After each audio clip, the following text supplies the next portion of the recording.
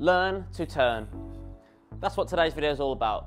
Learning how it is we rotate and move throughout the swing, something which is more than just a simple back and through, but something that everyone has to get right. Something that if we get right will help any level of golfer move much more efficiently and much more powerfully from there. So without further ado, let's get stuck in. Hop in my bag and I stay in it. Hit from the back and I stay in it. He is not damn, don't play with her. She is not damn, don't play with her. I got a R-O-D, she got a P. So why is turn so important in the swing? Well, there's a couple of reasons here.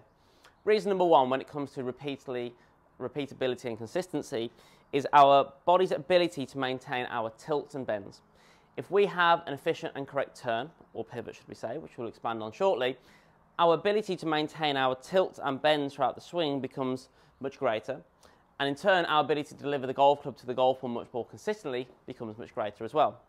If I do a better job of that, and this is something which we've touched on in a video in the past, is my ability to maintain my body's centres, so that being the pelvis, sternum and the head, especially on the way back, becomes much greater as well. And again, consistency and power is much more greater as well. So if we're looking at these three centres, as long as I'm not moving away, so essentially a breakdown in tilts and bends, because my turn is much better, I've got a much better chance of delivering a consistent golf club from there.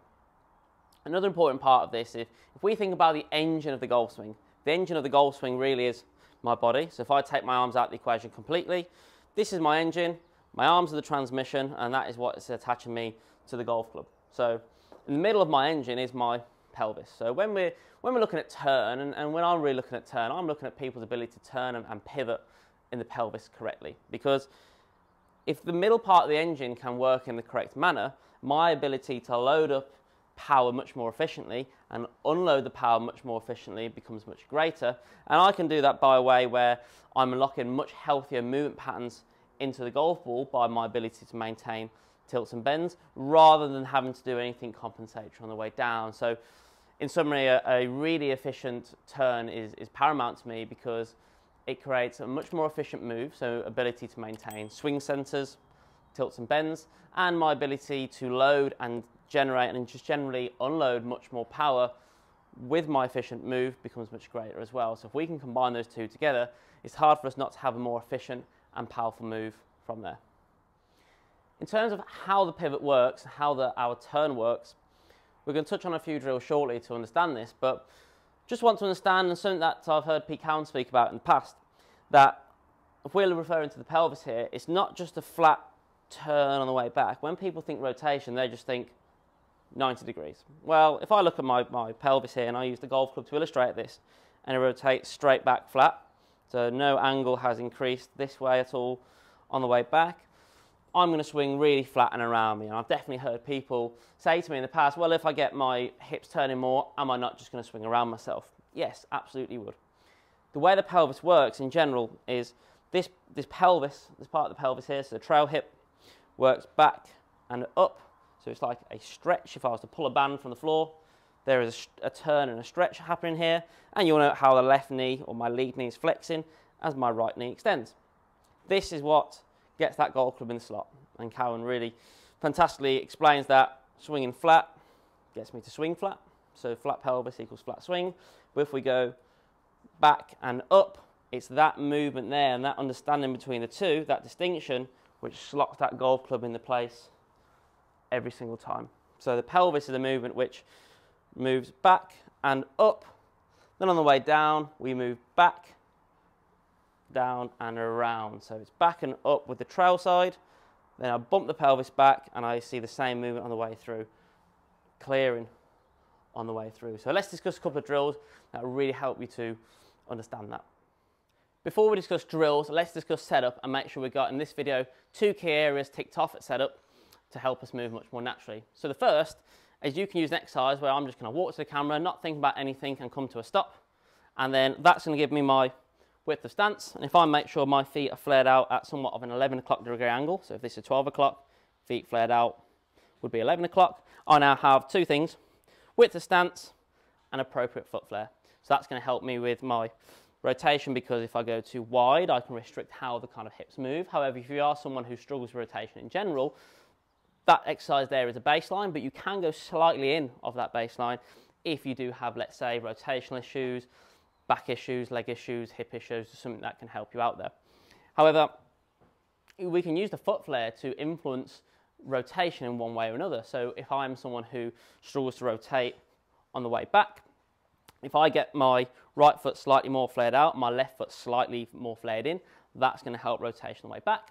If I need more clearance, so in my experience, people who are higher of speed, so you see a lot of tour pros with the right foot more flared in and the left foot slightly more flared out in comparison, so they have that clearance on the way through, then you can use foot flare to your advantage. So depending on your swing, you can have a look at making a few changes here and there, but as a rough baseline, this nice little walking exercise, feet kind of flared out at 11 o'clock is a really good place to start, and you're never going to be kind of far wrong with that exercise. Now the second, we're talking posture, and we're not just talking posture of kind of rounded and extended, all that kind of stuff, however that is definitely important.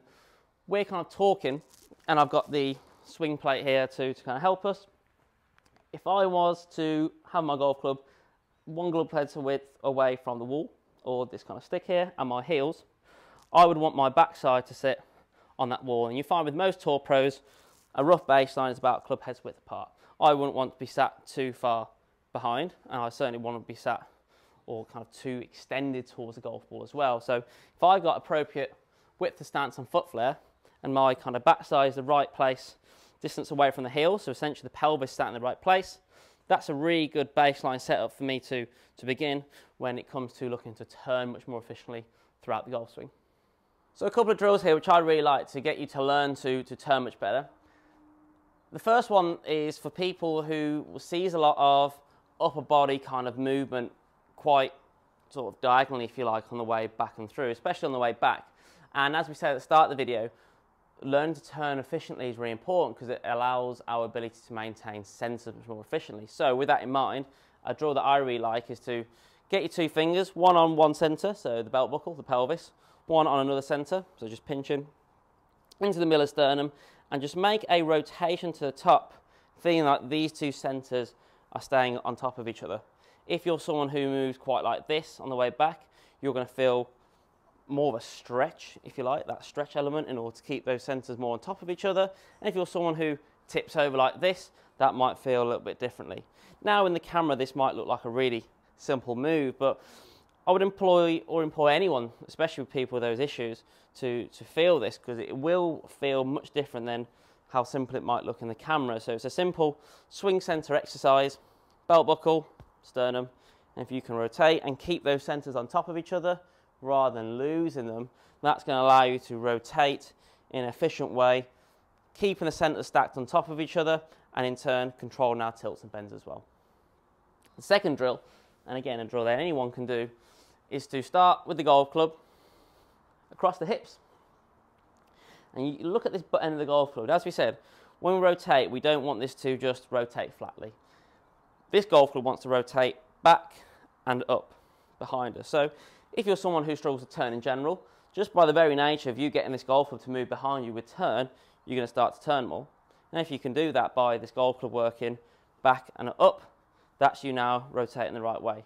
If we can now move down and then get the other end of the golf club to do the exact same piece, so up and round as I come through to a full finish, that's you learning to turn in a really efficient way. So simply get this golf club feeling like it's going back and up on the way through, do exactly the same with the other side. Bump back and then go up and out from there as well. Grab your golf club and try and create that exact same feeling, whether it be with a swing centre exercise, if you're someone who struggles with a lot of this, or generally you just want to improve your pivot and improve your turn in an efficient way, relate back to what this exercise felt like, but now with a golf club in turn. Just like so. Hope you enjoyed the video. If you have any questions, feel free to drop me a question or a line in the comment section down below. Feel free to follow me on any of my socials, and for any in-person or online coaching, drop me a follow on the SKILLEST app, and you're more than welcome to drop me a message from there. But until next time, catch you on the next one. Let me change your life. I could show you many reasons, different seasons. Hop on my back and I stay in it. Hit from the back and I stay in it. He is not damn, don't play with her. She is not damn, don't play with her. I got a R-O-D, she got a P and C, baby girl.